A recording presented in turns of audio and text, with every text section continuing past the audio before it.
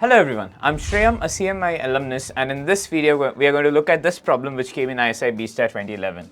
So the question goes something like this. Consider all non-empty subsets of the set 1 to n, and for each such subset we find the product of the reciprocals of each of its elements.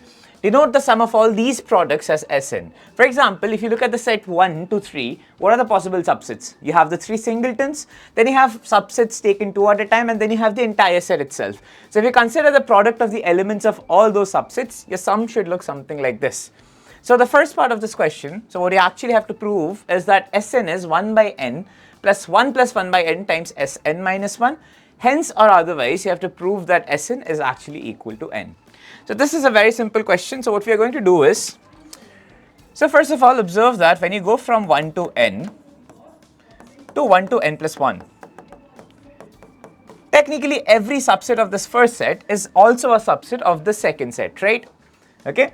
So this entire sum Sn is also going to be counted when we look at n plus 1, and we have a few extra terms. Now the question is, what are the extra terms? What are the extra subsets that you are getting? See, the idea is, first of all, you have this new singleton.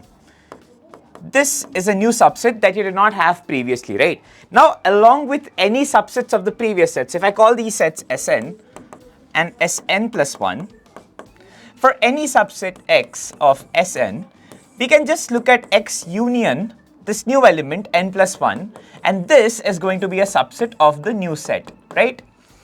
So basically, when we look at the product, every term is going to be multiplied by a factor of 1 by n plus 1, right? Now if you look at the overall sum, it should look something like this. First of all, you have the pre-existing Sn, right? So you'll get Sn. So now this S represents a sum, okay? So Sn plus 1 is going to be Sn plus 1 by n plus 1 times Sn, because we can associate this element n plus 1 with all the pre-existing elements, plus you get the singleton 1 by n plus 1.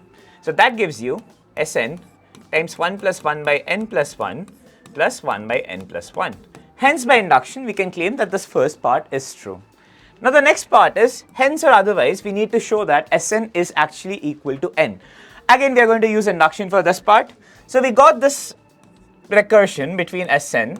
So we get that Sn is 1 by n times Sn minus 1 plus 1 by n, right? So if you assume that Sn is actually equal to, or let's go with Sn minus 1. Assume that Sn minus 1 is actually equal to n minus 1. Then let's calculate the value of Sn from here. So you'll get 1. So this is basically n plus 1 divided by n times n minus 1 plus 1 by n, right? Which gives you n square minus 1 plus 1 divided by n, which is nothing but n. Hence, again by induction, we get the second part, that Sn is equal to n for every such element, okay? So as you can see, both the parts were basically just induction proofs. So if you like this video and if you want more such problems from past year questions, please do let us know in the comments.